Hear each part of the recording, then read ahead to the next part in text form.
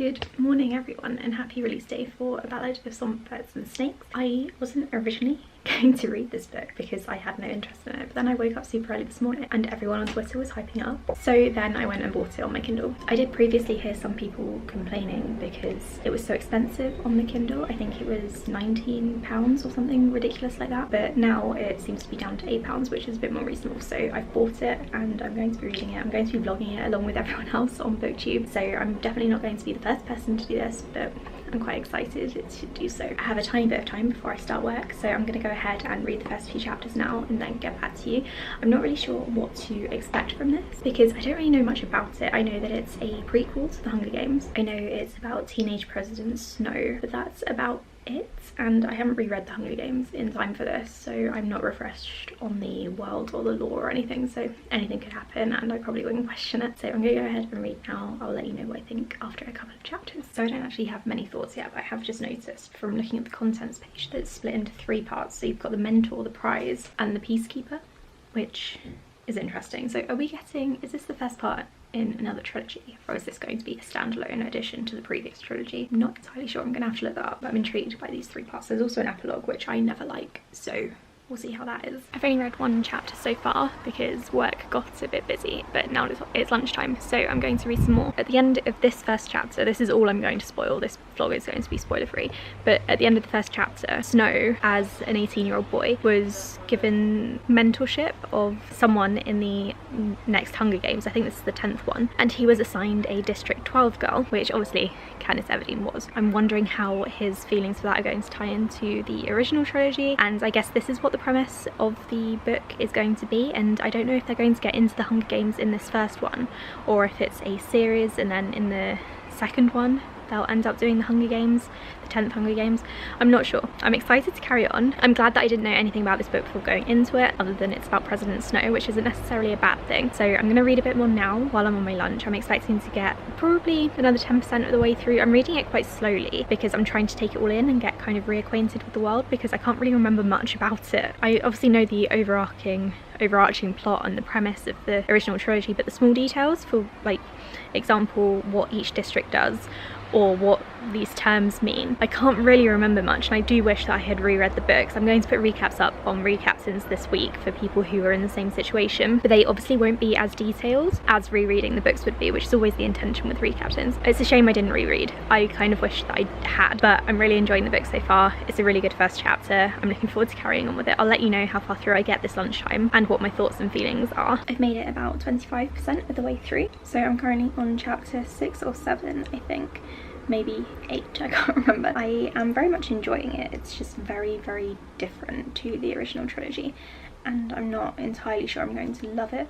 I'm really appreciating the background on the games and on how certain aspects of the games came to be. We find out in this book where the whole idea of tributes came from, and we're seeing a lot of development because this is very early on in the Hunger Games, just after the war. So these characters who are involved remember the war and they went through a lot. The only thing I'm really struggling with is Snow's point of view, because we know who he is. I think it's quite difficult to separate him from 18-year-old Snow and however old he was in the original trilogy when he was the president, and because of that I'm really struggling to connect with him, and I find myself scowling a lot whenever he's talking, which is pretty much for the whole book because it's from his point of view. I have to go back to work now, but I'm going to carry on reading today. I don't think I'm going to finish it today. My Kindle says I have about 3.5 hours left, and I don't think I can quite manage it, especially because I'm working, but I am hoping to finish it tomorrow and then I can get a review up on my channel. I don't know, maybe I can do a review at the end of this video actually. Yeah, I think I'm going to do that, so stay tuned for the end. I'm going to vlog my feelings up to a certain point and then review it at the end for you. Morning, it's the next day now and I've read 55% of the book, which means I have about 200 pages to go, and I'm definitely going to finish it this morning. I'm going to do this. I'm still not loving it.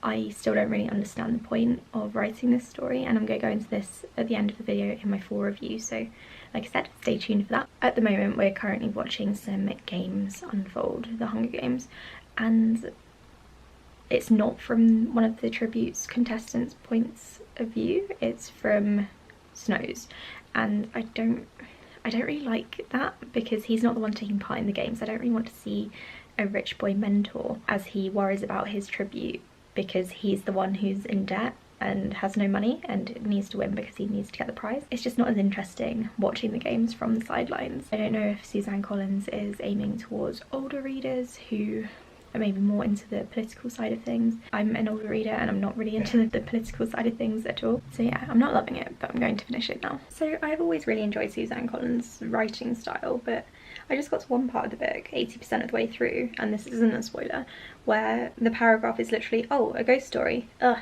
boo. So ridiculous. Why would you write that in a book? That doesn't seem like prose to me at all. Like, is this some sort of diary? Some people call them swamp potatoes, but I like Katniss better. It has a nice ring to it. That made me chuckle. So I finished the book and I have some thoughts. So this, I guess, is going to be my review section of the video. I'm still not going to do any spoilers. I am going to go a bit more into detail and reveal a bit more information than we have received so far from the publishers and Suzanne Collins, but it's basically just going to be plot stuff and there won't be any spoilers. So like I said at the start of my vlog, the story is split into 3 parts. So part 1 I thought was very interesting. I was definitely a lot more into it in the beginning. I think that's because the story was very shiny and fresh and I had no idea where the story was going to go because we didn't know anything about it, and it was just really enjoyable to start with. Part 2, not so much, because that's where it really started to get bogged down and to drag. I started to realise in part 2 that I just wasn't really that invested in Snow's character and that I didn't really care to be reading from his point of view, so part 2 was eh. And then part 3 was just a bit of a mess, and I wouldn't say it was boring, but it was kind of all over the place, mostly because Snow himself was all over the place. He was going back and forth with his allegiances and he was discovering things about his life and his backstory that I assumed he already knew. I did really like that there was a lot of fan service in part 3, and I think a lot of people might complain about that because there was a lot thrown in there and it's just one reference after another, but I really enjoyed that, especially because I hadn't reread the trilogy, so I thought it was quite fun. Those 3 parts were very confusing to me because none of them felt the same, and by part 3 I just really wasn't that interested in reading from Snow's point of view anymore, so I didn't really enjoy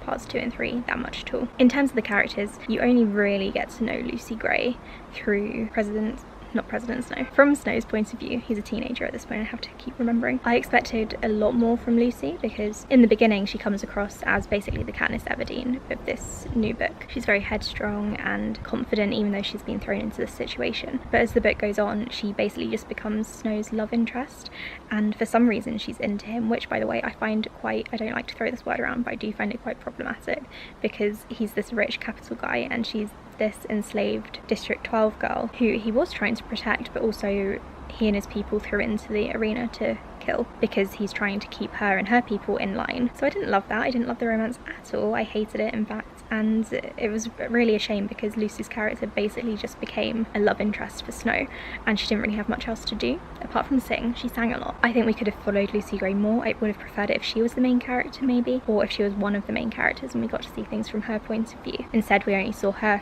from Snow's, and like I said, I didn't enjoy being in Snow's head. I really didn't enjoy reading from his point of view because I could not stop thinking about who or what he was going to become. Suzanne Collins did keep pointing out that he was an orphan and he was poor and his family was struggling and he was worried about that, so because of that he had to try and rise up the ranks and become important to get money for them. I just didn't buy that. Like, he is poor and an orphan, but that's no reason to do the things he does. So I don't think necessarily she was trying to make us sympathise with him. I think she was just trying to show the reader why he was doing the things that he was doing. But I think that would have been stronger if we hadn't been inside his head. I think if the book hadn't been told from his point of view and maybe had been told by someone close to him, if he hadn't been the narrator, it would have been better. I really don't think this book was a good idea. No one wants to be inside President Snow's head. He's boring for one thing as a teenager, and also his thought processes don't really make sense. It didn't really help me understand his character at all. So that was really disappointing, and because this book is 500 pages, there were 500 pages of Snow and his point of view, which I didn't enjoy. So yeah, I didn't really like it. I think I would have preferred a prequel about the actual war between the capital and the districts, because I think that could have been really, really interesting. Instead, it's about the 10th Hunger Games a tiny bit. It's all about President Snow and his rise to power. And I think if it had been about the original war and had had all new characters, I wouldn't have had much to compare it to.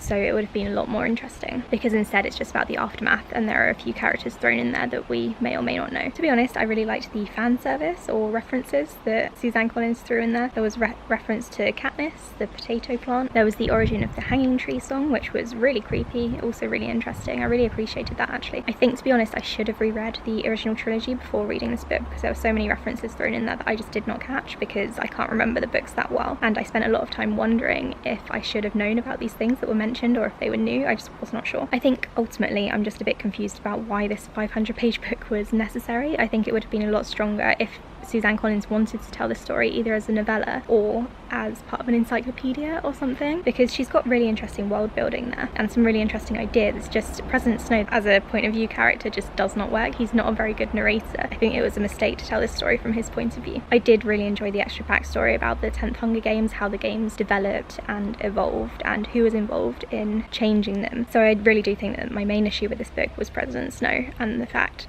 that Suzanne Collins insisted on writing it from his point of view. And to be honest, I'm not one of those people who was complaining right at the start about it being told from his point of view, because I thought she was going to do a really good job with it. And again, not necessarily sympathise, but at least tell a really good backstory. But he was just a really rubbish narrator, so I didn't enjoy it. I'm going to give this book 2 stars. I don't think it was necessary. I really hope there's not a sequel. I'm not sure I will be reading it, but I didn't think I would read this one either, so maybe the hype will get to me if there is a sequel. Thank you so much for watching this vlog and my review. Do like and subscribe if you enjoyed it. Let me know what you thought of this book in the comments below without spoilers, because I don't want to spoil anyone in the comments, and I'll speak to you all in my next video. Bye.